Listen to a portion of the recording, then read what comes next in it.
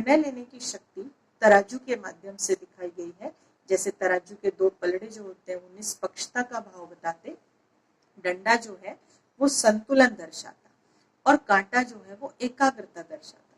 तो अगर तराजू का तौल सही है तो उसके लिए हमको इन तीन चीजों को देखना पड़ता है। दोनों पलड़े बराबर हो, डंडा संतुलन में हो और कांटा एकाग्र हो। तो उसी प्रकार से यदि हमारी बुद्धि एकाग्र है, संतुलित है और निष्पक्षता का भाव बुद्धि में है तो किसी भी बात का निर्णय हम बहुत अच्छी तरीके से कर सकते हैं। जैसे आजकल के हम स्टूडेंट्स को देखते हैं, 10th पास हो गए, 11th में मैं कौन सा स्ट्रीम लूँ, कौन सा ट्रेड लूँ, उसमें कंफ्यूज हो जाते हैं, निर्णय नहीं कर पाते। 10 लोग से पूछते हैं भाई मुझे क्या पढ़ना चाहिए और उसके बाद भी कंफ्यूज रहते हैं।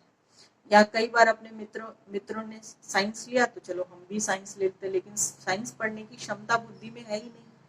तो उस समय हम अपनी बुद्धि के अनुसार निर्णय लें कि हम किस फील्ड में जाना चाहते हैं और उस फील्ड को चूज करें।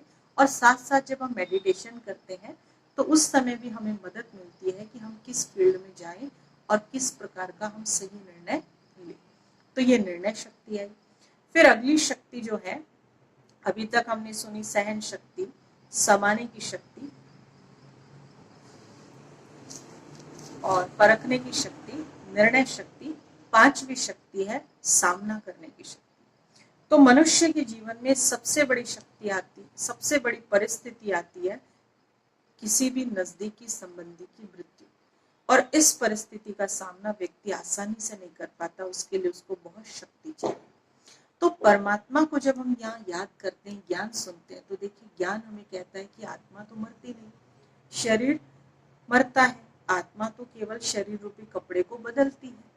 तो इस प्रकार की परिस्थितियों को भी ज्ञान के आधार पर हम उसमें विचलित ना होकर उनको पार कर लेते हैं।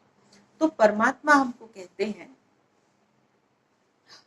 तो इस प्रकार सामना करने की शक्ति में, जैसे यहाँ पर चित्र में भी दिखाया कि एक डेड बॉडी को लेकर जा रहे हैं और उनके परिवार का जो भी व्यक्ति है उसका आत्मा का दिया जला हुआ है। तो आत्मा का दिया जलना मतलब उसको ये कॉन्शियस है कि आत्मा तो कभी मरती नहीं, वो तो अजर अमर अविनाशी है। जैसे हम वस्त्र बदलते हैं उसी प्रकार आत्मा शरीर बदलती है। जैसे हम एक कमरे से दूसरे कमरे में जाते हैं तो उसी प्रकार आत्मा एक शरीर छोड़कर दूसरे शरीर में जाती है। जैसे देखिए आज हम जिस परिवार से वो व्यक्ति गया उस परिवार में दुख का, शोक का माहौल है, लेकिन वही आत्मा जिस परिवार में जाएगी जहां वो बच्चा बनकर पैदा होगा उस परिवार में सुख का माहौल। तो परिस्थिति एक ही है पर वो किसी के लिए दुख का कारण और किसी के लिए सुख का कारण बन जाती है। तो ऐसे कई उदाहरण हमने देखे यहाँ पर इस ज्ञान में कि लोगों के जीवन में ऐसी परिस्थितियां आई, लेकिन उस परिस्थितियों को ज्ञान के आधार पर उन्होंने फेस किया। तो